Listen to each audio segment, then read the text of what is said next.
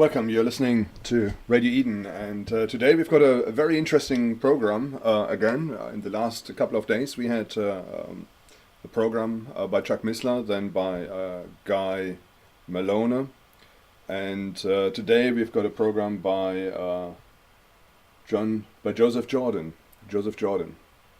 Okay, what is it all about? Now, we have got a problem in society, and it may not be quite as visible, it may not be quite as open, but it seems to be there. So the first problem is that some figures suggest that between 1 and 3% of the population apparently, I don't know, I can't verify whether these figures are true or not, apparently believe that they've been abducted by aliens. It's quite shocking, it sounds quite quite outrageous in a way. But what we have to look at is this real, and what are we doing with these people who claim that that they've been abducted by aliens? And obviously there are a few obvious answers to that. It's either first of all, I mean, whatever these people have experienced, it's very real to them. So that's the first answer we have to look at, and we have to deal with. The second is it actually real? Yeah, that's the second question, and the answer obviously is possibly it could be real, and the third answer could be no, it's all just a dream or some vision or something they didn't really experience. Now, if we look at people's testimonies, some of the evidence suggests that that whatever they've experienced is more than just a dream or more than just having a little bit of heavy cheese in the evening, but that there is quite a traumatic experience these guys have gone through, and that there is evidence that it is more than just some sort of vision, some sort of dream. Now, within the church, we've got a big problem. What do we do with people who come to us and who say, yes, I've had this crazy experience?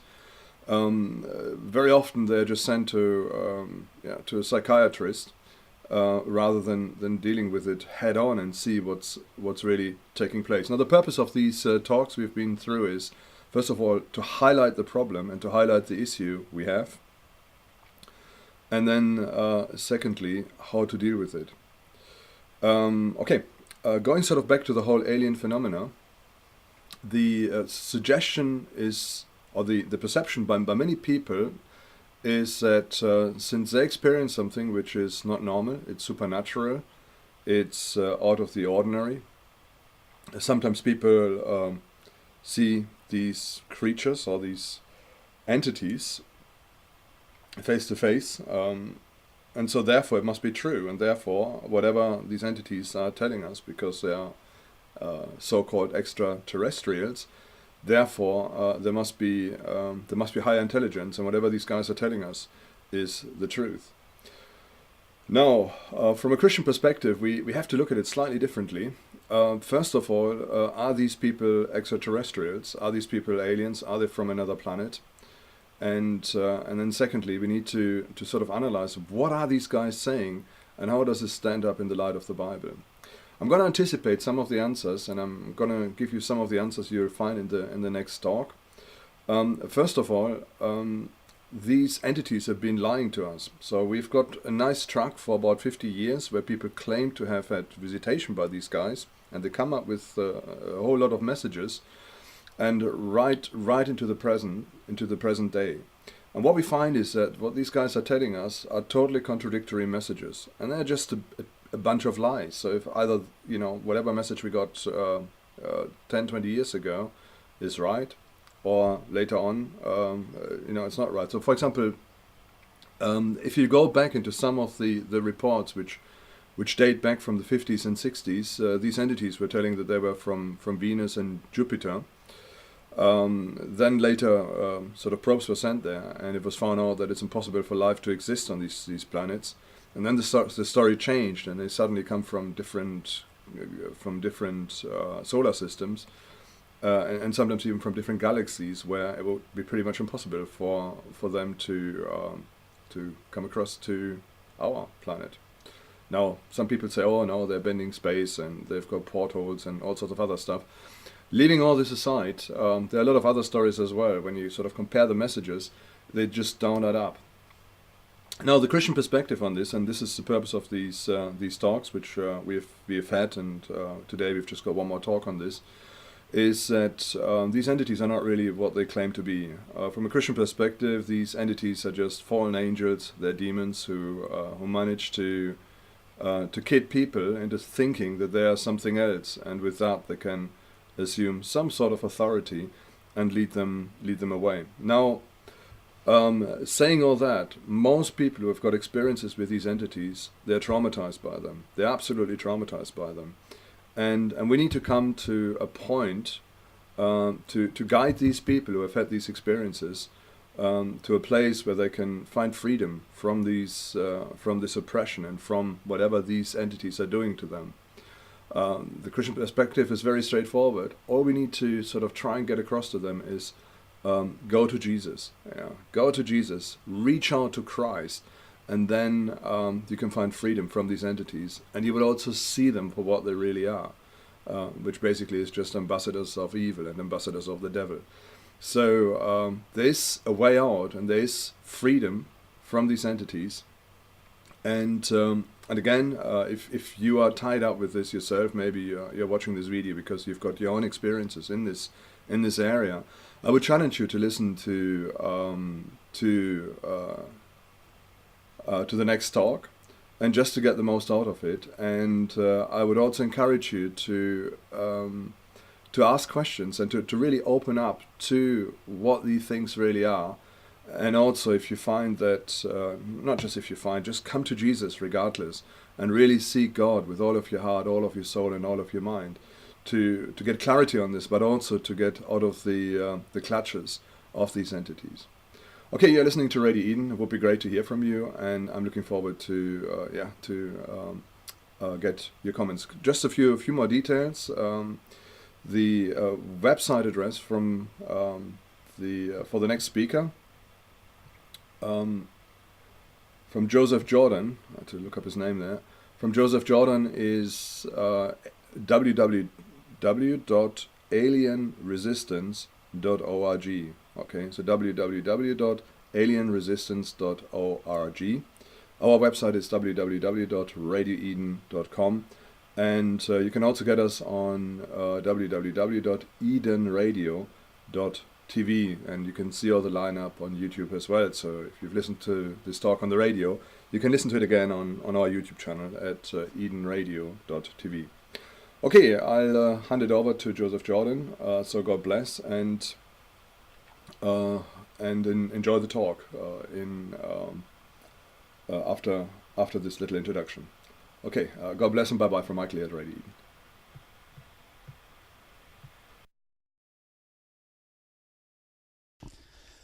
All right, good afternoon.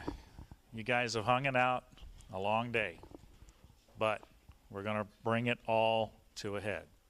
I told you right when Guy got off that what you're going to see is the most powerful evidence to who these entities really are, right here today. I try to bring them whenever I have these opportunities to do these talks. The talk I'm doing today is Unholy Communion, Casualties of a Cosmic War. In relation to our conference title, War of the Worlds, The Invisible Battle, we are talking about a cosmic war. I think you're getting the gist of that from the prior talks that we've been able to share here today. The one thing is, when you have a war, you have casualties. And what I'm going to share with you is the information about these casualties because of this war. What I talk about is alien abduction.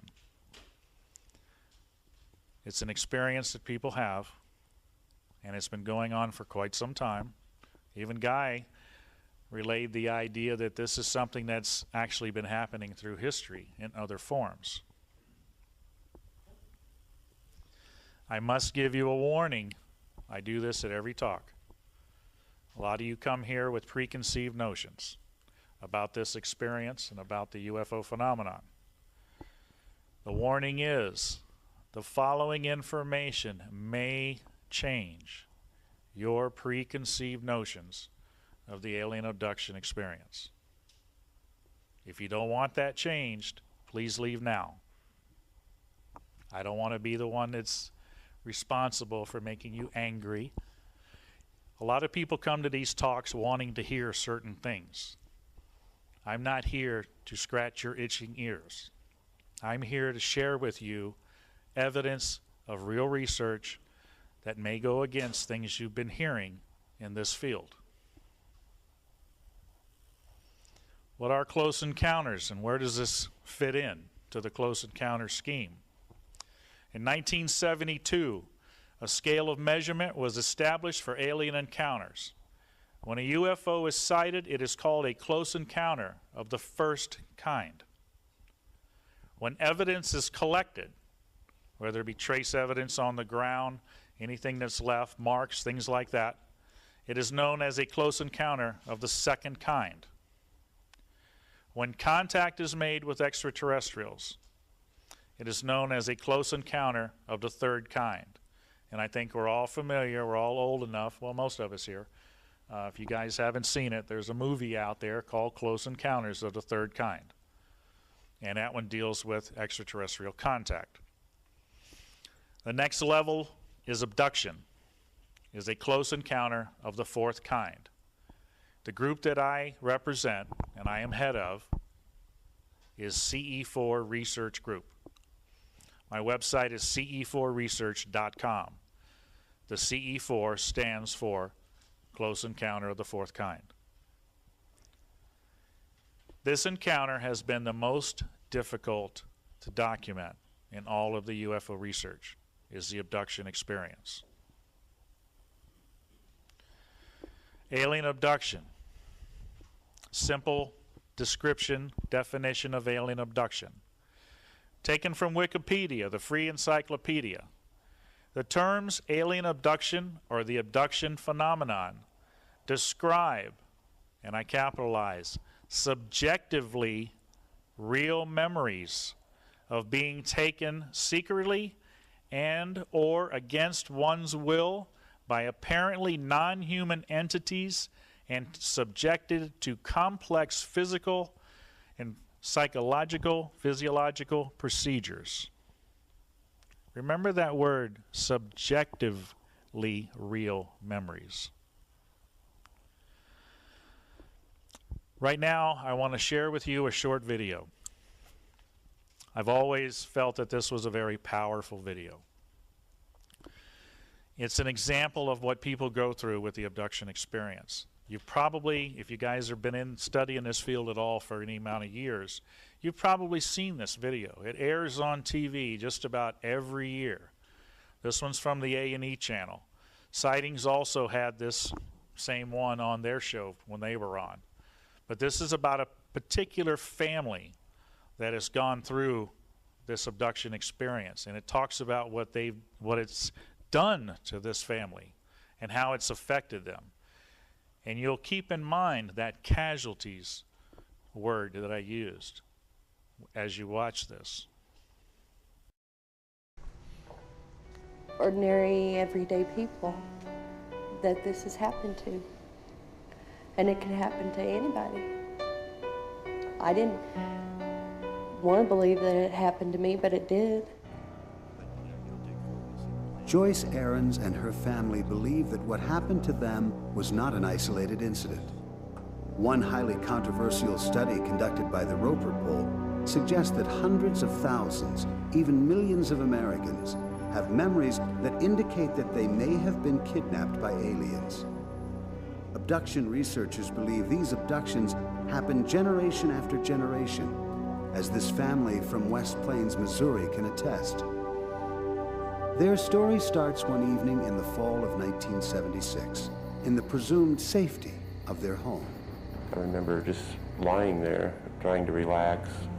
I'd opened my eyes, I seen a red light flowing across the ceiling, which it almost looked like the Aurora Borealis. Dan and Joyce Ahrens say the room was dark except for the unusual light, which they describe as about 4 or 5 feet in diameter. They say it hovered over the baby's crib at the foot of their bed where their 1-year-old daughter Heather slept. Dan says that when he tried to get up, he found himself immobilized. That was the most frightening feeling I guess I've ever had in my whole life, is not being able to move. I was screaming for him to help me because I couldn't move. And I didn't know that he was paralyzed too. And we both sat up in the bed at the same time. And I said, what the hell was that? The incident was over in what seemed like an instant. The baby was standing up in her crib looking dazed but unharmed. Dan and Joyce thought they had just shared a scary dream. That is until 1992, 16 years later. Dan, a computer technician, was working at his keyboard when suddenly he was seized by panic. I immediately thought I was having a heart attack because I started sweating real bad. My ears were ringing. It was a real tight feeling in my head. Dan was rushed to the emergency room where doctors ran tests and ordered x-rays. When the results were in, they concluded that Dan had suffered an anxiety attack and sent him home, but the symptoms persisted. To see him like that was devastating. He couldn't leave the house. He was so scared. After 6 weeks of constant fear, Dan sat down in front of the TV trying to relax. He turned on a movie that happened to be about alien abductions. Dan experienced a sudden revelation. There was one part in that movie that this little creature, whatever, was kind of peeking out from around the door, and it was in the dark and the shadows, you know, and everything. And I immediately just, my heart started racing, and I just kind of completely went out of it again. Dan wondered, was his anxiety somehow related to the subject of the movie? He later chanced upon another television show about alien abductions and watched an interview with therapist John Carpenter, the National Director of Abduction Research for the Mutual UFO Network. Dan immediately contacted Carpenter for help. He suffered from a panic disorder at that point in time, and he had flashbacks and nightmarish images of these beings, but didn't understand what was going on and needed some relief. Dan agreed to an on-camera hypnosis session with Carpenter, during which he revisited that memorable night in 1976, the night he saw the red light over the baby's crib. This time, under hypnosis, he remembers more. He recalls cowering in the corner of his bed as he watched alien beings take his daughter Heather from her crib.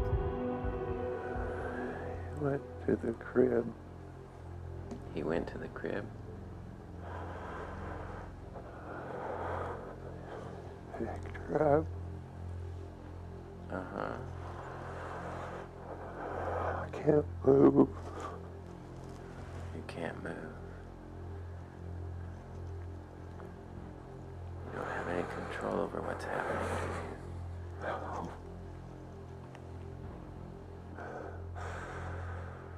What do you see happening now?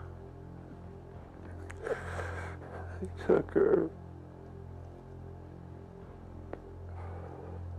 He took her. Under separate hypnosis, Dan's wife Joyce recalled the same sequence of events. They both say little beings marched them outside, and together the family was floated onto a spaceship. I never wanted it to happen to my children. I didn't realize until later that it had. But when they took her, I couldn't do anything. Heather, now 22 and married, remembers a series of abductions beginning in childhood, when she was forced to play telepathic games with the aliens. How do you play the game? If I pick up that one, he'll let me go.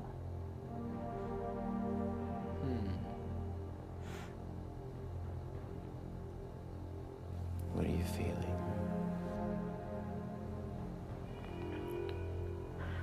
I want to go home. Mm-hmm. What does he tell you about that? If I pick it up, he'll let me go. The Aarons family believes alien kidnappers have not only intruded in the lives of their children, but are now visiting one of their grandchildren. He calls them his little buddies that come in his room and play. He said he wanted to watch the ship leave. I'm not going to tell him that it's not real, because it is real. Skeptics would say that Dan, Joyce, and Heather could have constructed their stories together before hypnosis. But then they'd have to know how to answer the trick questions and the leading suggestions, which I provide. Plus, there are many details they wouldn't know about that we would be looking for as markers for truthfulness and reliability with other abduction data. Researchers also believe abductees are sincere because of another consistently reported feature of abduction accounts: the insertion of alien implants. I turned my head to the right, and this taller being came over. And he kept telling me that it would be okay, that they wouldn't hurt me. And then they took this very long needle, and they put it up my right nostril, and I closed my eyes when I heard it crunch. And then I became very calm. Objects said to be these implants have been recovered. MIT's David Pritchard has examined the composition of one of these reported implants in a laboratory and contends there is absolutely no physical proof of alien activity. If we don't find physical evidence, and we haven't, then we have to lump this in the category of fairies, elves, near-death experiences people report, or we're going to be back to the days of the medicine men running our society. With the help of hypnosis, Dan's anxiety subsided and he returned to work. But what once seemed out of this world has now become a part of his life. If this is some sort of mental thing that's happening to people, then why aren't they out, why aren't the scientists or the doctors or whatever trying to find a cure? Not something you want to enjoy or want to experience. 10 years that thing has been playing on the A&E channel. On the Sightings channel, they played it for years. This family has gone through hell with this experience. How many of you out here are fathers? Raise your hand if you're a dad. Okay. Raise your hand if you're a mom. Can you guys imagine allowing this to happen to your children if you had an opportunity to make it not happen? Keep that in mind. Can you imagine what these people have gone through, realizing that they had no control to be able to prevent this from happening to their children? Consider what that's like. That's like having your kid kidnapped, having him molested, and you could do nothing about it. And then you always wonder, could I have stopped that? Imagine having to live with that. This is how these people become casualties of this war. It destroys their lives. It's not a good thing. There are people who report experiences that seem to give them a higher spiritual revelation. But as you heard from Guy in his talk, that needs to be questioned. I want to show you some other examples of casualties of this cosmic war. I've worked with about 400 abduction experiencers over the past 13 years. What you're going to see here are some of the testimonies I get from these people, from what they've been through. My eyes were shut and I was paralyzed and felt drugged, sort of like one might feel when very drunk, but without any burning or nausea or dizziness. I felt like I was lying in bed on my back. I thought I must be in my bed. I looked to the left, opened my eyes, expected to see my significant other there. He was not. I didn't see my bedroom. Instead, I saw a concrete gray room. The light extended out a little ways, but most everything was in shadow. I could move my head and looked around. I saw 3 grays standing over me. 2 were kind of holding me. Another was moving around some. I was intrigued watching all this. They were not causing pain, But then they molested me some. And then there was some telepathic conversation. For the most part, it was really annoying and irritating, and also it was hard to focus. I tried to move, but I was paralyzed. Eventually, they got out a big drill and stuck it in my mouth. It hurt. I tried to ignore the pain and think about something else, but it really hurt. And I think I eventually blacked out from the pain. Not a good experience. And this person's had to live with this. Not only this one, but numerous experiences like this. Immediately, I felt like I was curled up into a ball, and this force went around me like a box that got tighter and tighter. I thought I was done for sure, but did not fight it. This was all happening very fast. At that point, in my dream still, because these people recall this being like a dream, I felt my body shoot up from the bed at something faster than light speed. For a second, I thought I had been killed, but as soon as I hit the ceiling, I came back down and woke up. These are real testimonies, real experiences that these people report that I work with. I had nightmares of being put on a table and being tortured. I had nightmares of demons telling me that I was crazy, and if I ever told anyone about them, I would be locked up, and they would never let me wake up again. I would wake up with bruises, sometimes bleeding and gasping for breath. I would wake up to people standing around my bed, speaking to me in another language that I knew, or my bed shaking violently even though there was no earthquake. Some of these things get brought up this morning in Mike Tatar's talk. And the thing that bothered me most was my clock on the nightstand turning into a slithering snake with the time in its eyes, and so many more bizarre things. I thought I was losing my mind. About 10 minutes, I felt a strange sensation of being watched. Some creature appeared and forced a needle under my chest bone into my heart. My ears pounded with the sound of my pulse getting slower and slower. The room around me filled with stars as I was losing consciousness. A black cloud filled my vision till I saw nothing but darkness. I passed out. I awoke in a room. It was not very large, but it was made from what looked like aluminum. It was definitely metal, whatever it was. The ceiling arched down to the floor on one side, as though I were in a room on the side of a semi-dome. I knew that I had been here before. There were times previous when I was not alone. I can remember shrieks of pain and terror coming from another room somewhere. It was a female scream. There was no hiding in this place, no corners where one could conceal themselves. They knew where you were. They could sense your presence. Nothing was hidden from them. They could get whatever they wanted out of you, even if it took a while. Not something enjoyable. One night I awoke with a start. My eyes flew open like a close-up in a horror movie when the dead person comes back to life. I was totally awake with the sense that something was very wrong. That sense moved very quickly to terror.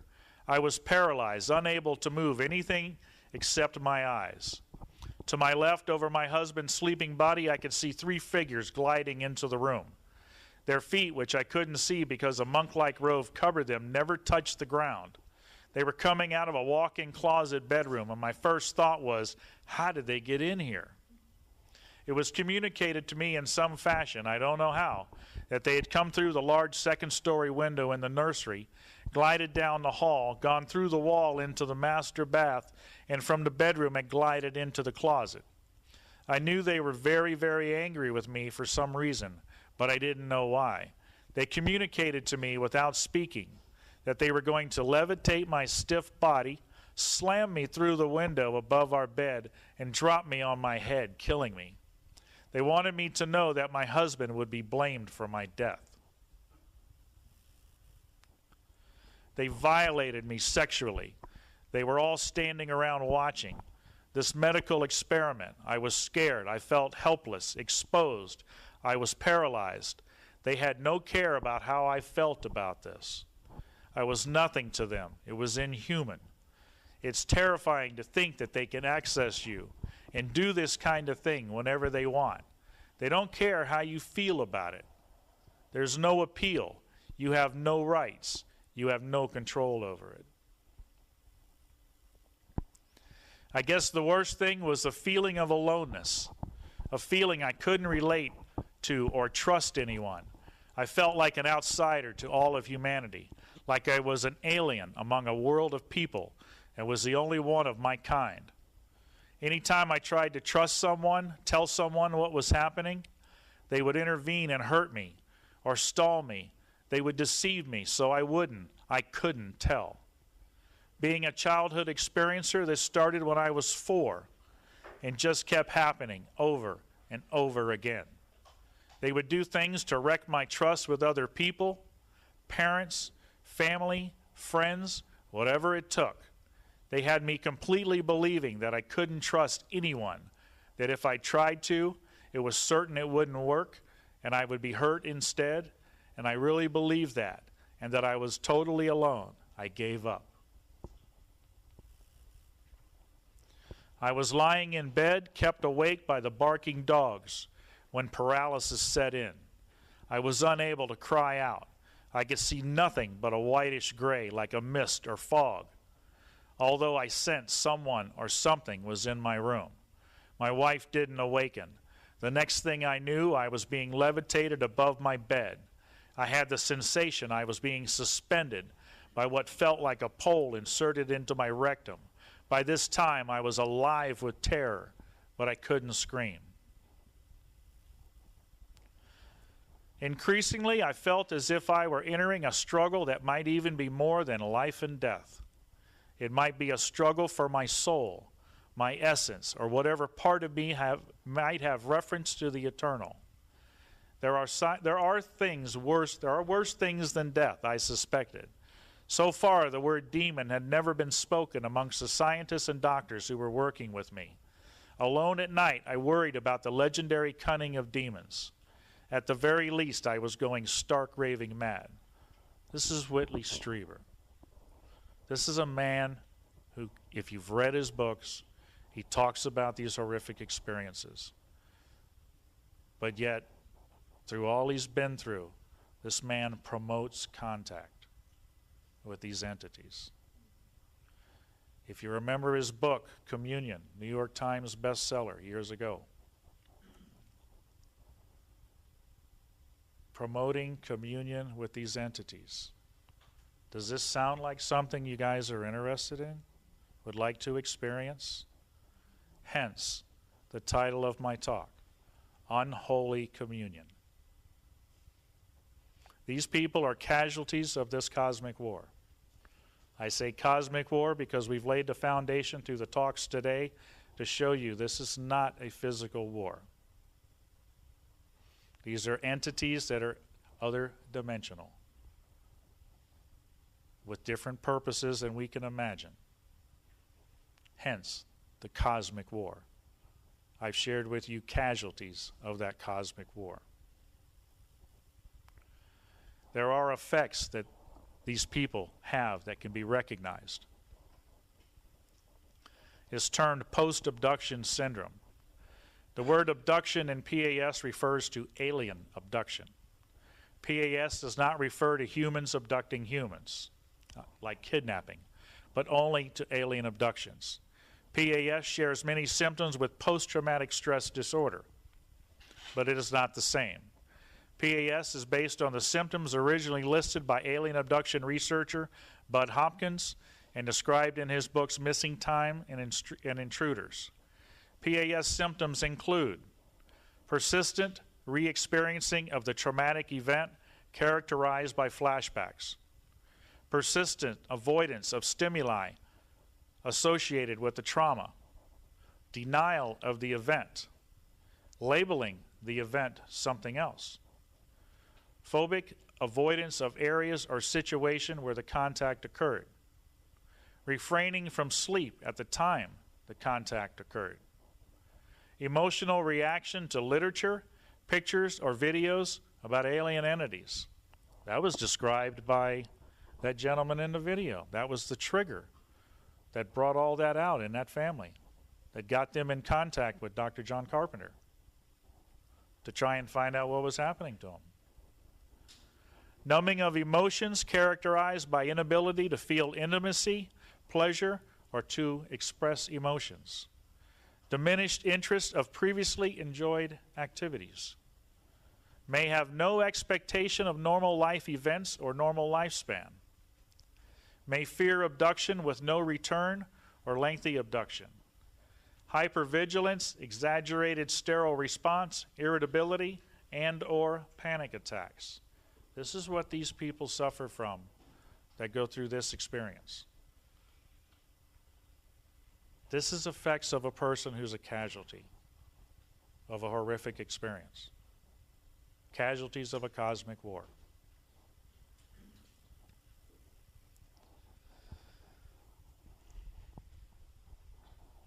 I got to give you a foundation on how I got to where I'm getting ready to go with this. I got involved with the UFO phenomenon in 1992. I was on a vacation trip to Alaska to visit my brother in the Air Force. I live in Florida. I would be flying out of Orlando, headed to Anchorage. It's a 10-hour flight to get to Anchorage from Orlando. That's a long time sitting on a plane. I needed something to read, something to, take the time. I didn't have an iPod back then. This was 92. God, am I that old? Okay. I went looking in the little newsstands they have in the airport. I went through the magazines. I didn't see anything that interested me. Went into the book section where they got paperbacks there and, started looking at those. I grew up an avid science fiction reader. I love science fiction. Isaac Asimov, Ray Bradbury, Frederick Paul, these are some of my favorites. I went over to look at the different paperbacks that they had. One caught my attention. And I thought, great, a science fiction book. I'll grab it and take it with me. I picked up the book. I looked at the cover. I thought, this has got to be science fiction. Turned it over, looked at the back side of this book. Read the synopsis on what it was about. Now I'm puzzled. This book reads like a science fiction title, but on the back it said it was real stuff based on real research from what they said was a real event. That book was UFO Crash at Roswell. Of course, we've got to hear the whole thing about the possibility of what the Roswell event could have been, but this book read like a science fiction book to me. I could not understand how they could say something was real but looked like a science fiction story. I knew that fine line between reality and fantasy, and I knew that science fiction was just an escape mode that you could get into and drift away into another land, another far-off world just for a short time while you're reading it. But this book blurred those lines. So I bought it. I said, how can this be? Started the book on the plane. I was up there in Anchorage visiting my brother for about 9 days, and that book started to consume me. I had to finish this book. So every spare moment I had that I wasn't being the tourist up in Anchorage, I was reading the book. When I got home, I had a hunger to know what this UFO phenomenon was about. I had no idea. There was nothing in my vocabulary dealing with UFOs before picking up that book. I'm working at a boat company at the time, many years there, trying to raise my young son. I took him to Alaska with me. He was 6 years old at the time. I was a busy man. I had worldly things I needed to take care of and survive. I wasn't interested in all this weird stuff called UFOs. Didn't follow it on TV, didn't watch it on the movies really, until this book caught my attention. Very good book. Give them guys credit for the way they put it together. But that started me on a quest to find out what this was about. I came across some people in the Orlando area that belonged to an organization called MUFON, the Mutual UFO Network.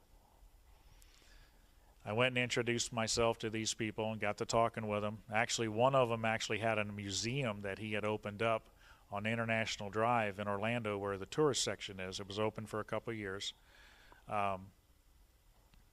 Ended up being good friends with the guy for a while. He was a former state section director for the Orange County area where Orlando's located. And I got to questioning him, and I went to see his little museum that he had and walked through it. It was a historical type museum that he had set up for the tourists to come to. Really nice. And as I made trips over to talk with him, being he was local to me, about 45 minutes away, he saw that I was starting to develop a keen interest in this whole idea of UFOs. So he pulled me aside and he says, how would you like to go from just reading about this stuff to maybe doing actual investigations? I said, well, that sounds cool. I said, I can really do that? And he says, yeah. He introduced me to MUFON. MUFON builds up field investigators to go out and be able to handle these sighting reports and do the investigations to build a database that they've been building since 1969 when they were founded. They have thousands upon thousands upon thousands of documented cases in their database. Still don't have an answer to what this is. It just continues. He showed me how I could go through the training to become a field investigator. Very good training, by the way. They got an excellent manual, Field Investigator's Manual. You have to take a test. It's an open book out of the manual, but let me tell you, it ain't easy. But it'll get you educated on how to do investigations. They'll send you out with other investigators that have done this and get you prepared to actually do investigations. What's interesting as I look at this today, compared to when I first started out, my profession has changed over the years, and I'm actually a safety specialist at the Kennedy Space Center. And part of my job is doing incident investigations. Well, it's interesting that some of that training that I've used all these years fits right in the same way you do an investigation. So that was pretty neat, looking at it from what I've learned over all the years. Once I got to investigator status, he said, over in the Brevard County area where I live, which is on the coast, which is where Kennedy Space Center is located. I live right across the river from the Space Center. He said, there's no MUFON chapter over there. He says, why don't you think about opening up a chapter and heading that chapter? Maybe build up some investigators under you, and as calls come in, you can take sighting reports over there. Well, excuse me, but how cool is that? I mean, what other places would you want to be a UFO investigator? Maybe somewhere out in the desert in Nevada, maybe. Roswell, maybe? Kennedy Space Center? That's too cool. Over that area? Do they have activity? That's classified. No, they do. There's people that talk about seeing things all over that area. I worked on a number of investigations down there back in the early mid-90s. So I decided this would be very good. I would take on a chapter in Brevard County. I did. I became a state section director. State section director for MUFON is over a county or a number of counties. And they always try to throw 2 or 3 more at you. Well, depending on what state you live in, those counties could end up causing you to travel hundreds of miles to follow up on your area to do an investigation. It's all voluntary. You don't get paid as a MUFON representative. But I enjoy it. And it's been an experience being involved with MUFON. I still am a MUFON member. I'm still a field investigator. I've stayed with them. I had the opportunity to talk to the new international director, Clifford Cliff, down at the convention center this afternoon. Nice gentleman, had a good talk with him. But this is where I started getting into the research.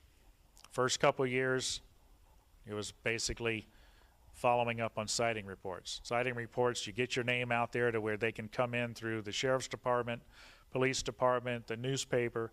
People don't know who to call, okay, when they see something. But there are a number of people taking calls, believe me. People are always wanting to get on the phone and report something. What you want to do as a MUFON state section director is get your name out there to where they'll give you that call, and you can go out and respond to it, because they sure don't want to do it. They're busy doing real crime and real issues that need, be taken care of. So if you decide you might want to do something like this, I'm giving you the way it works.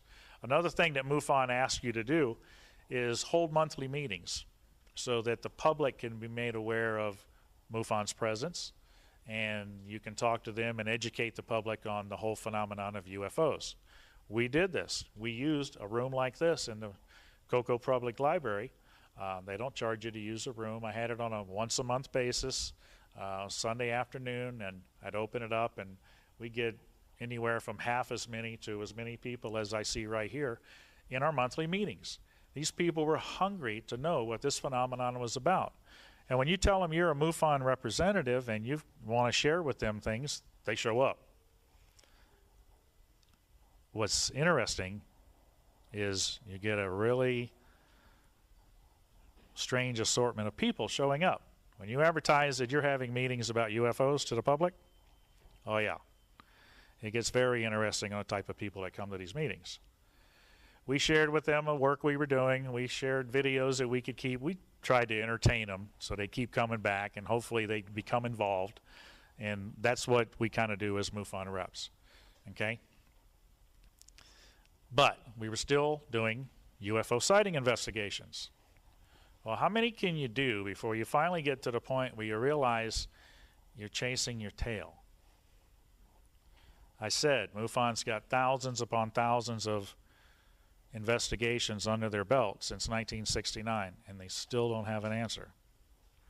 Well, something I was starting to see in my monthly meetings were people coming in claiming these odd experiences, saying that they had been in contact or had been through this abduction experience, saying that they had met these entities, whether they liked it or not. Well, we started looking at this and got to thinking, you know, we're chasing lights in the sky. These people come into our meeting and sitting right here at the table said that they've been in contact with the things that are driving the things we're chasing. Excuse me, shouldn't we be talking to them? They're front line, not chasing past history events where you show up hours later or days later to try and do an investigation. You can talk to the people that have been there. So we did. We started taking their stories. We started talking to them and letting them share with us what they've been through. But one thing that scared us in the beginning was we realized these people, they weren't happy people. They were like the people I just read about. They were having tough times. They were troubled. They thought because we were UFO investigators, we had all the answers. We didn't have any answers. We were just wanting to hear their stories, see if we could find some answers. But we wanted to be very careful not to cause any more damage to these people. So we studied, the group that I was with, myself and my investigators, we started focusing on studying every aspect of the UFO abduction experience that we could get our hands on. All the major players that have written or talked about the experience and the research. We consumed it before we started into this, so that we knew what we were dealing with. We wouldn't be caught off guard by surprise. We even had women investigators working with us because a lot of the details you get from the female experiencers are very personal. Some of them you don't even want to hear, more or less trying to get them to share them to get the whole story out. So it was good to have some female investigators with us. Some heavy stories started coming out. But our findings working in the abduction field, and this is when CE4 research was formed, because MUFON really wasn't working with the abduction experience at the time. So we formed a separate entity, CE4 Research Group. I made sure that we were all MUFON investigators, so that we had a standard that we can do this by, okay? And hopefully that would be looked at later on as we documented all the research. We were all trained to do investigations, to do the research, and to put it together. All we needed was enough time to get it together to share it, which is what we're doing here. Another part of what we were encompassing in this, listening to these people coming to these meetings. So now we've gone from UFO investigations to abduction research. But there's another aspect that we started to recognize. There seemed to be a spiritual aspect to this phenomenon. A lot of the people coming into these meetings had some strange ideas that I'd never heard of before. When I first picked up that book in 1992, I was a full-blown agnostic humanist. God had no presence in my mind. Neither did UFOs. I mean, I was all about just surviving and working every day. Okay? I thought because of that, I would be very, very objective in my research. Well, as I started listening to these people and started seeing some kind of spiritual connection, I started to recognize I got this hole that feels like something's missing. And as I started listening to these people, and in the studies that they were involved in with the New Age and metaphysical studies, I started to see that it and the UFO phenomenon were intertwined. And I needed to find out what that intertwining was. What was that connection? How is this spiritual connection tied in to this UFO phenomenon? So I went and started researching this New Age and metaphysical studies. Over the next 4 years, I was a practitioner of metaphysics. I was consuming everything I could get my hands on with metaphysical New Age studies.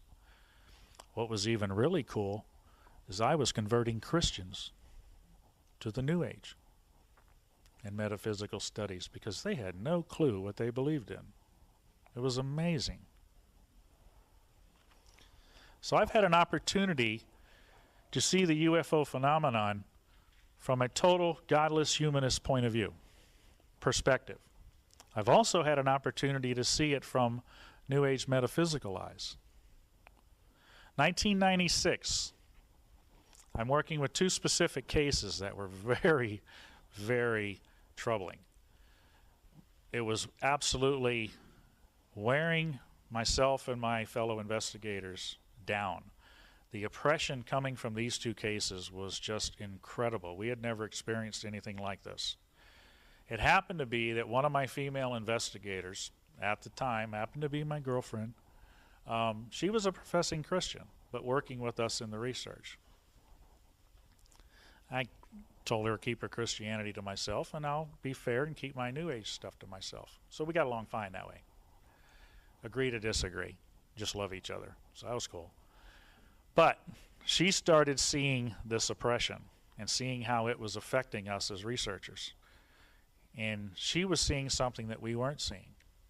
And she pulls me aside one night and she says, you know, I'm watching what this is doing to you guys, and I think there's something here that you're not recognizing and you have no idea how to control or work with. And I think you need some protection when you're working in this field. And I said, well, what are you talking about? And I pulled out my gemstones and I showed them to her. I said, this one do this one do this one do this. I said, I'm covered. She says, no, you're not. She says, I can tell you're not. She says, how about some real protection? And she says, okay, what do you got? I'm open to anything, you know. Open minds. Careful with that open mind thing.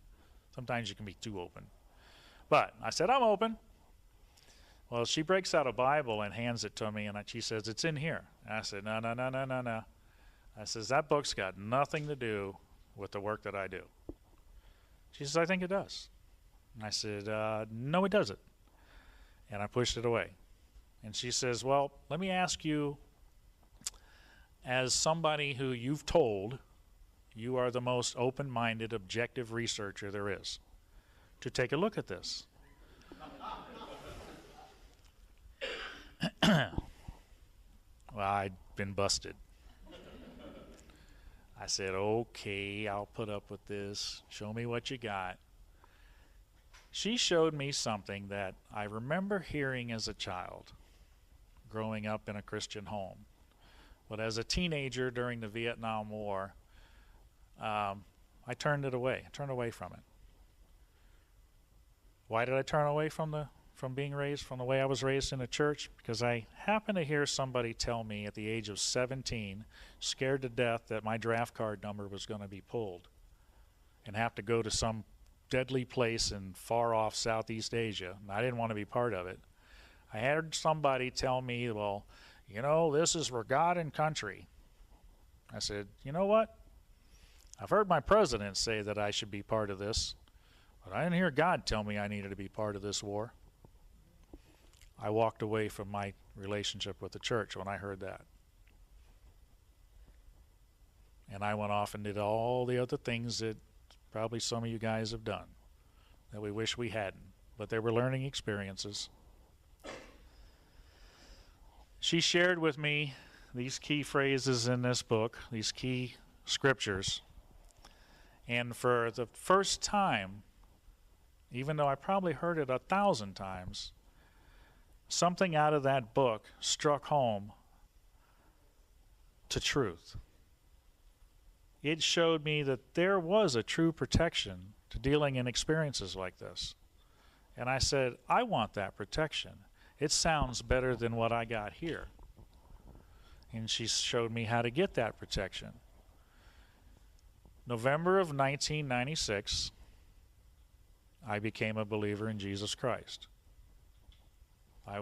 It's like the blinders came off my eyes, the earplugs came out of my ears, and I saw truth. Well, I'm still a UFO investigator. And I'm still an inquisitive person. I got to know, well, what the heck is a Christian? Show me what a Christian is. I'm agreeing to what you're showing me, but now, if I'm called a Christian, what's a Christian? And I want to hurry real fast. Tell me what it is. I don't want to take 50 years of sitting in Sunday school to learn it. I want to know now. Give it all to me. Well, it happened to be that another one of my my investigators was also a Christian, helping me chase UFOs and abductions. And he says, got this buddy with this powerful Bible study course. It's very powerful, very fast. 2 weeks we can have it done. It's very intense. You learn more than you can learn in 50 years. That's what I want. I had 2 weeks off from the boat company that I work with at Christmas time. We sat watching VHS tapes. Oh, now I'm really showing how old I am. VHS tapes, 2 hours every night.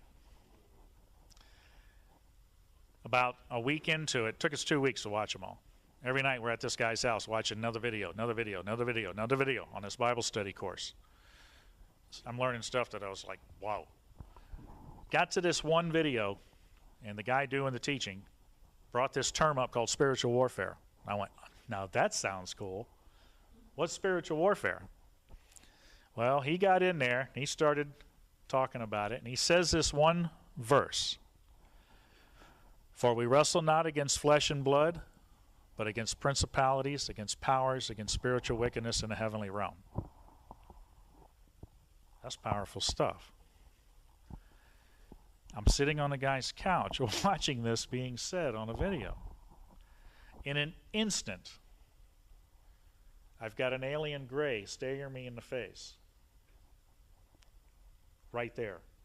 While I'm sitting on this couch, I've got an alien gray in this vision in front of my face. And I'm going, oh my. And then in an instant, it morphs into the most horrific thing I had ever seen in my life. And I said, stop that video. And they're like, what? And I said, I got to tell you guys what I just saw. And they're like, that's incredible. What does that mean? And I said, I think I've just been shown who these entities are. Can't prove it. And I said, you know what? We don't belong in this field. We don't need to be part of this research.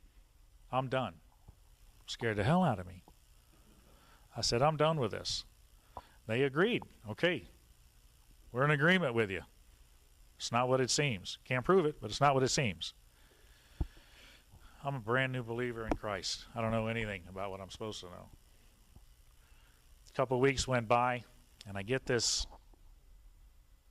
small, still voice and says, you got work to do. And I'm going, no, I'm done with this field. And he said, no, you got work to do. I said, no, I'm not going to do this anymore. It's bad stuff. Then I hear, I want you to take the truth back to where you came from.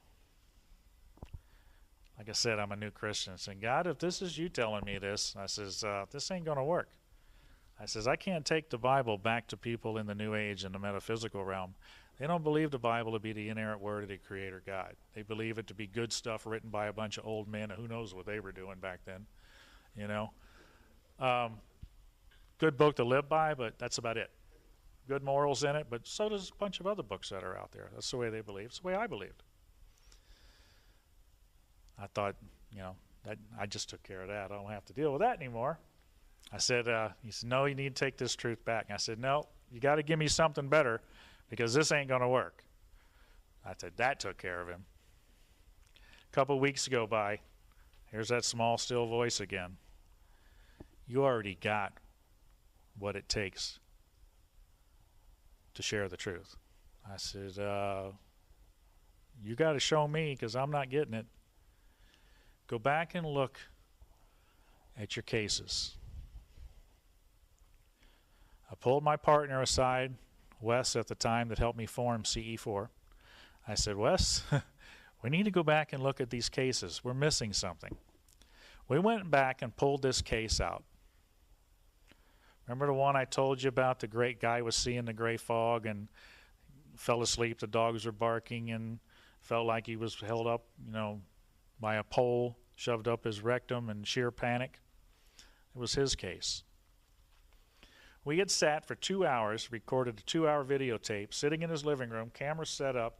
We're sitting on the couch, interviewing him, having him telling us 2 hours worth of his stories. We didn't hear a word he said. Didn't hear a word he said. Didn't catch anything he was saying. Yet here we are, investigators, trained at this. We plugged that videotape in and watched what he was saying, and it was like, do you remember this? Wes says, I don't remember it. But yet we were sitting right there recording it 6 months prior to this time we just plugged it in to watch it again. So that means it was prior to me becoming a Christian. You know what he says on this videotape? That particular instance that he was talking about right there that I shared with you, he called out, this guy happened to be a new Christian himself. During the experience, while he's held up in the air with his pole shoved and he's in sheer panic, he cries out, Jesus, Jesus, help me. And he is immediately dropped back into bed and wakes up from the experience. We never heard a word he said, but yet we were there recording it. When I saw that on that video, I thought, oh my. If this is real, this I can take back. Because every researcher that we had talked to and all the research we had read said it was impossible to stop an alien abduction experience. It had never been done. Did I have something real here? I needed to know. I'm too new a Christian to even trust God. So I get on the phone and I start calling the top abduction researchers around the country. They're nice guys, just like me. Some of you have talked to them personally. They're nice people. I said, guys, I got an interesting case here. I don't know what to make of it. They said, well, share it with us. I did. Told them a story. I said, have you ever come across anything like this? Can we go off the record? They all said this. I said, sure, we can go off the record. That means I can tell you what they said, but I can't tell you who said it. Every one of them said, we've had cases like that. And I said, well, why haven't you shared this information? You say that it can't even be stopped, but yet now you're saying they can be stopped, and you've come across people that have stopped it like this. Why haven't you shared this information? We're relying on you for the truth. And they said, well, we really didn't know what to make of that. And I said, really? I said, I would have been fine with that answer, but it was usually followed by another answer. We really didn't want to go there because it might affect our credibility in the realm. You know, all through this realm, you hear cover up, cover up, cover up, cover up, cover up. Government this, government that. Government's covering up. How many times you guys have heard this, right? I just gave you a cover up. And that cover up is not by the government. It's by the leading researchers that you have been relying on for the truth all these years. Can I prove it? I hold confidentiality. I will never share their names. I learned that in MUFON. You come to me and you want to share your story, but you don't want your name out there, I will respect it to the death. I'll never share who that was. So I knew that I had to go and get this evidence myself, because I knew it was there. They just told me. In 13 years since becoming a believer, I have worked with over 400 cases. If you go to my website at ce4research.com, we've got, I think, 94 up there now that they publicly allowed me to post. They're in written form, and they're also in recorded audio form. You can hear the people themselves that can testify that they too, using the name and authority of Jesus Christ, has stopped this experience, not only while it was happening, but they've terminated it from happening in their life. This is a piece of the puzzle, of the UFO puzzle. This whole UFO phenomenon is just a big puzzle. There's researchers out there with each of their own piece. They all need to take those pieces and put them on the table to see what the picture's going to look like. Throughout the years, my particular piece of this puzzle is unwanted. I actually did the talk at the 60th anniversary here for Roswell for the city. The unwanted piece of the UFO puzzle. I've earned the title since 2008 when I shared this talk. I can say I'm probably the most hated man in the UFO realm. They don't want this piece of the puzzle. Is this starting to come together after hearing guys talk? This is evidence that these entities are not who they say they are because of the way they respond to that name. Why would aliens respond like that? They don't. Guy showed us that they preach a new message. They're evangelizing a new gospel that we are warned about to not follow. There are so many different religions in this world, but they only come here to preach against one. Why is that? When all of the other ones don't even agree with each other except in one thing. You know what that one thing is that all the other religions agree with on? They're anti-Christ. They're only here to preach against one religion, and that's one that professes Christ. And here, this same Christ, this same name, puts these entities in their place. We hear about high technology this, high technology that from these entities. Excuse me, but if you really go back and look at the abilities that angels have in Scripture, you'll see that this so-called appearance of high technology is only their ability. This is the emperor's new clothes. Guy shared that with you. This experience has been around in many guises. This is the emperor's new clothes, one that you would accept. What's the purpose behind it? Guy talked about that. The purpose is to take our faith and our eyes away from the one true God. There is a war going on, a cosmic war. Your souls are the prize. In this research, secular researchers are still asking the question, why does this happen to some people? Guess what? I got 3 answers. They're still asking the question. It's either one of the 3 or a combination of the 3 that gets you this experience. And this is through the evidence of the cases that I've worked with. First one, you asked for it. Some people actually ask to have the experience and know what it is like or about. They come to the table. They see us working with abduction information. They go, man, I'd sure like to know what that's about. I'd like to have that experience so I could see. Excuse me, ladies and gentlemen, be very careful what you ask for. The second one, some people unknowingly open a door to the experience by being involved in the New Age of occult activities, when you engage in the unknown things outside of God, this is what the evidence shows, the Creator and His Word, you make yourself vulnerable to these entities. We have found this reason to be the most often found root cause. You might not have known that this door was going to be opened by what you've dabbled in.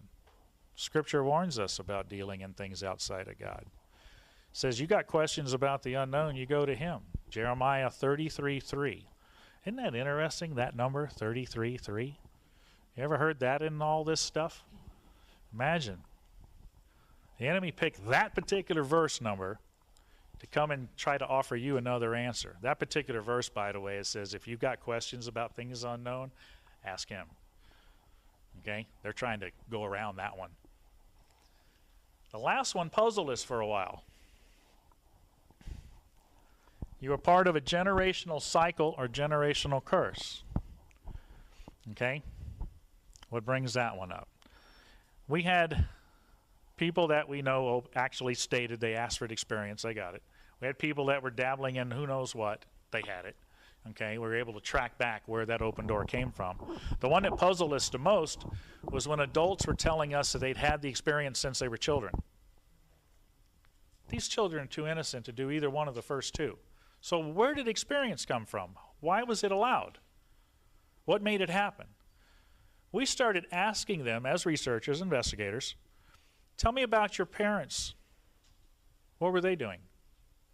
Were they believers in Christ? Were they followers of any other religion? Were they dabbling in this? Were they involved in, what were they involved in?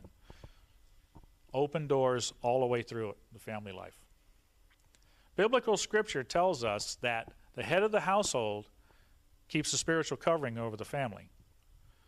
In every instance, when we find that people had had the experience since they were children, there was no godly covering over the family.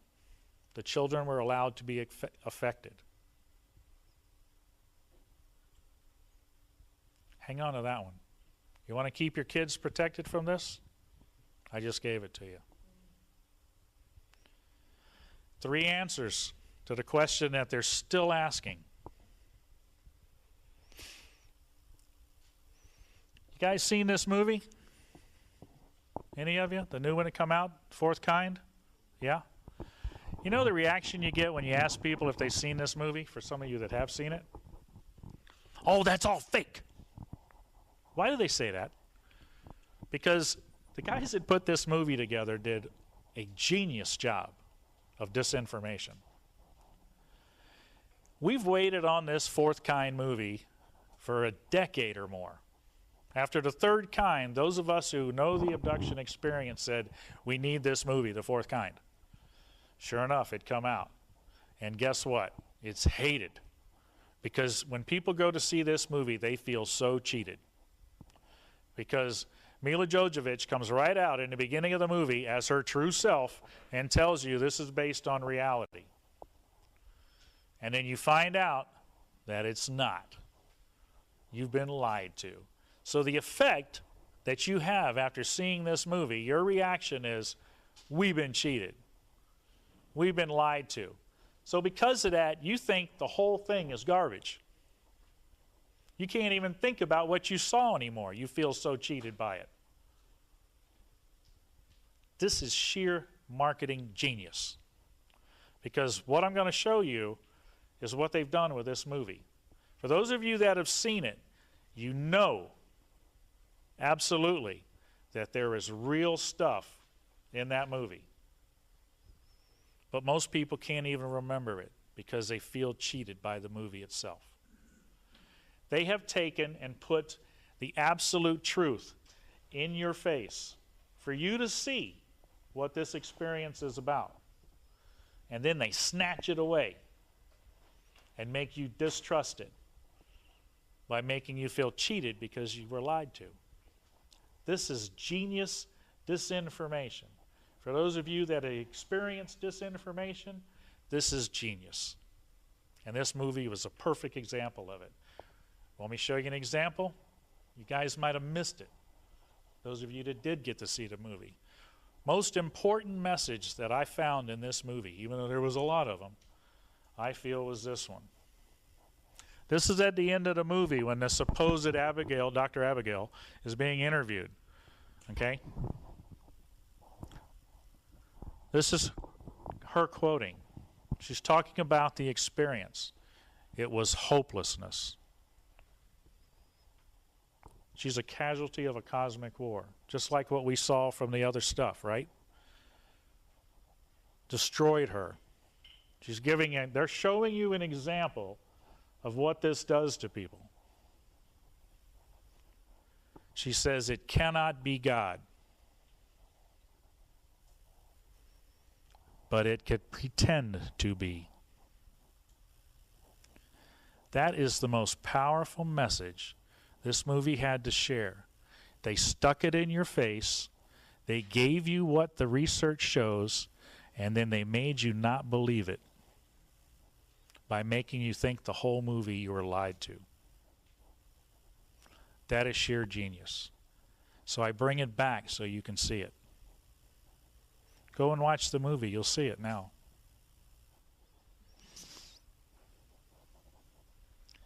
You know what? This is all shock and awe. I just shared all the shock with you. How about some awe? There is a hope for people that are casualties of this cosmic war. In the cases that we worked with, in the testimonies of the cases that I've worked with over the years, over 400, the evidence shows that your life can be taken back through the name and authority of Jesus Christ.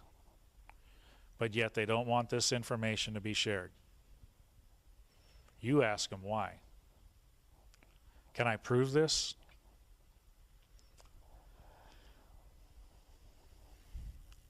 What I'm getting ready to show you, I told you this was coming. That's why you're here. The most powerful evidence in the world today to the true nature of the alien entities. And what would that evidence be? The people themselves that have been able to stop the experience. I can tell you I got 400 cases. I can tell you I got 100 of them, right at 100 of them online. You can read them. You can listen to their audio. You're going, that may as well give me a fuzzy picture of a UFO. How do I know they're real? I can say, trust me, what I've told you is real. I'm not going to do that. You know what I'm going to tell you? Don't trust me. Don't trust Joe Jordan. Trust the evidence. I'm going to bring you the evidence. Evidence you can touch, evidence you can question, evidence that will tell you how their lives have been changed because they've been able to stop the experience through the name and authority of Jesus Christ. Would that work? Let me give you one. First of all, Guy Malone. You heard him talk earlier today. In his talk, he is one of those testimonies. Okay, there's physical evidence. Go talk to him. Go touch him. Ask him how his life has changed. That's just the beginning. Nicole, that's Guy's wife. She's been through this. She's set free from it. Living testimony that you can see. Okay? Patrice, right there. Raise your hand. Patrice has been through this experience. Patrice knows that the name and authority of Jesus Christ can put these entities in their place. This is living evidence right here among you. Okay? Guys, can you take a second and come up so they can see you? Come on up.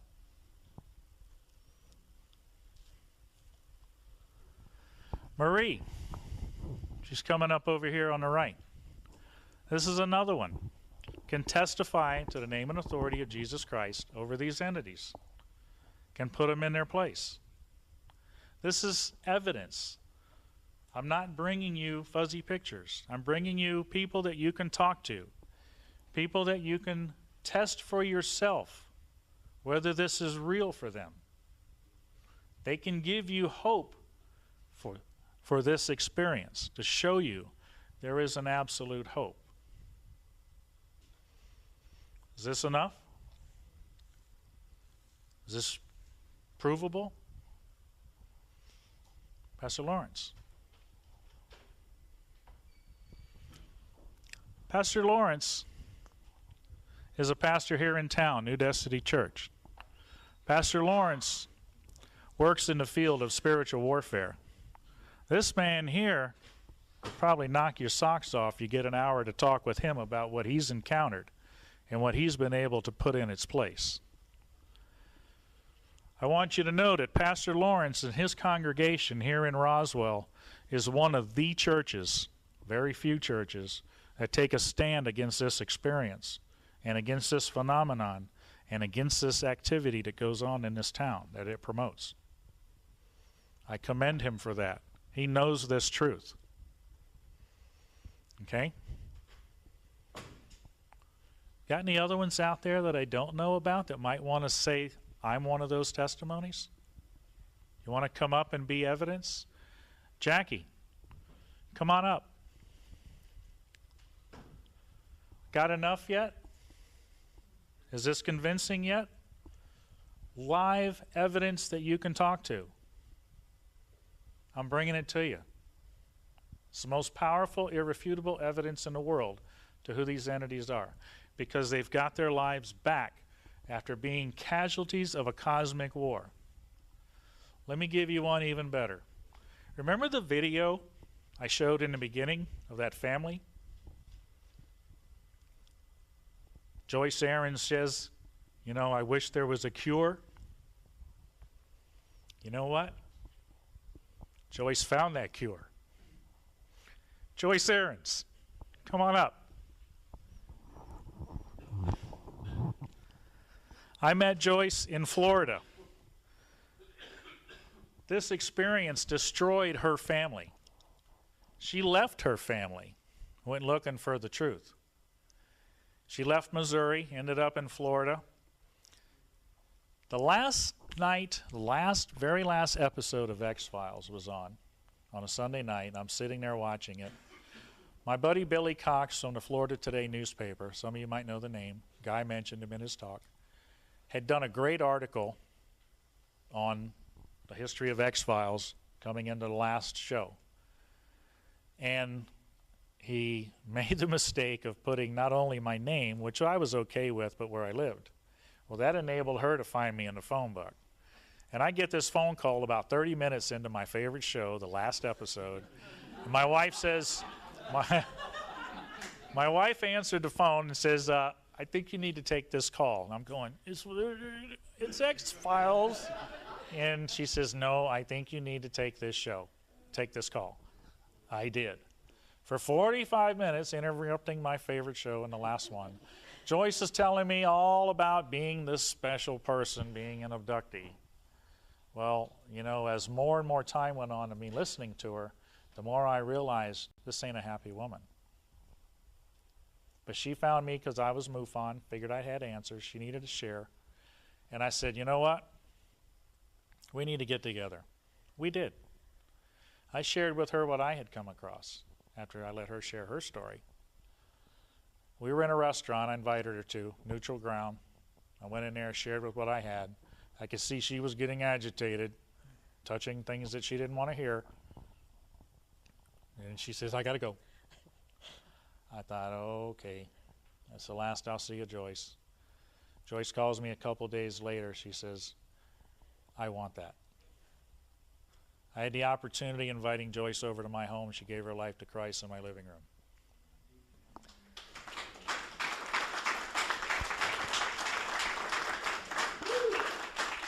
I had the opportunity of working with Joyce for about 4 years, had her in my church, teaching her up what it is to be a believer.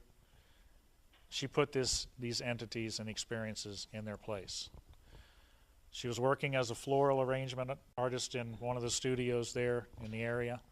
She was on the way to work one morning, and that small, still voice told her to go to the beach. She's in her dress and heels and goes down, kicks her heels off, walks on the beach. That voice told her, go home.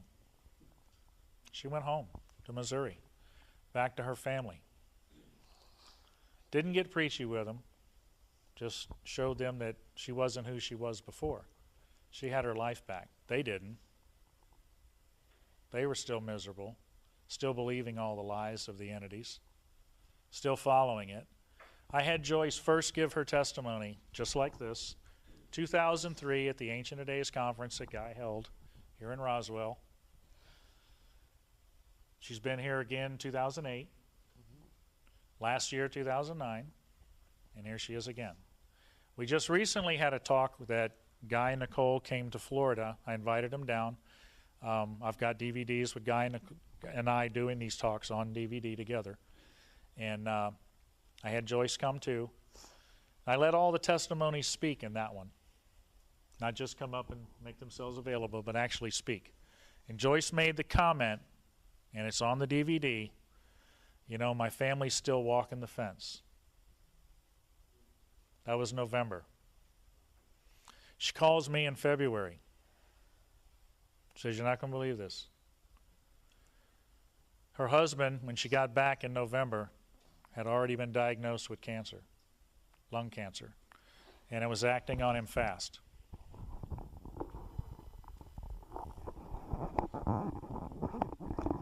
He came to the truth, gave his life to Christ, actually had an encounter after he did. These entities didn't want him going to the grave with the truth. They tried to deceive him. He was having an experience, and Joyce was there. And she was able to testify right here that Dan was able to rebuke these entities and put them in their place. Dan passed away just recently, but he's able to leave his testimony. His family's becoming healed. That video that's been playing 10 years, they don't have the rest of the story. This is the first time that you're able to see this publicly. Not just Joyce, who found it years ago, the truth, but also her husband. And we have his testimony to share. That's not all. You saw her son and daughter in that video, didn't you? Her daughter's still walking the fence. We're still waiting for her. But her son, Danny, he's here today too. Come on up.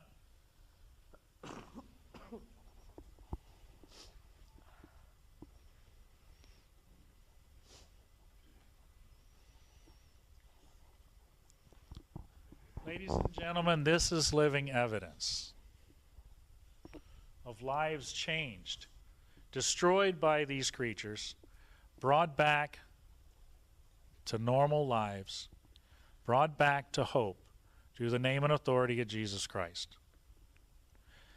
The research shows, the documented evidence I have, that this works. No other name works. Not for a permanent effect. This name works. For some reason, they don't want this information out there. You ask them why not. These people wanted it. These people got it. These people can testify it's real. That's what this is about. Living evidence. The most powerful evidence showing casualties of a cosmic war, but they can be healed. This experience is not what it seems to be. This is also from David Allen Lewis. Guy quoted him earlier. In dealing with the mystery of UFOs, we are not on the lunatic fringe of theology. Instead, we stand on your behalf in the front line of battle. We are in defensive warfare at a major point of assault on humanity. That is what this war is about. It's a war for your souls. Don't be a casualty of this cosmic war. You've seen what opens the doors to becoming one. You've seen how we close the door to no longer be one. Casualties of a cosmic war. This war has been going on since the beginning of time. These entities, the Nikesh, if you look up the word and what it means in Scripture, the Hebrew word Nikesh for the entity in the garden, the shining ones. This is right, they're teaching the same lie right out of the garden. It hasn't changed. Only the costume has changed. The facade that they wear has changed to fit the time. But it's the same lie from the garden. We're still seeing it. Ladies and gentlemen, the most powerful evidence in the world today of who these entities are. They're right here. Please talk to them.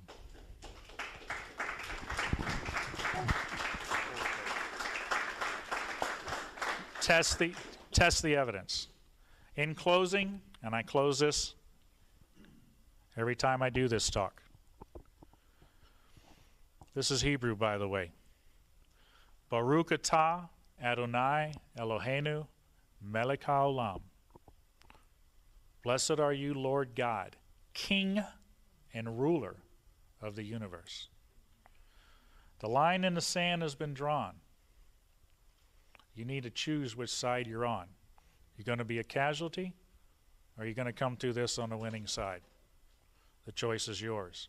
You now have all of the pieces of the puzzle to put the picture together. I ask you, what does the picture show you?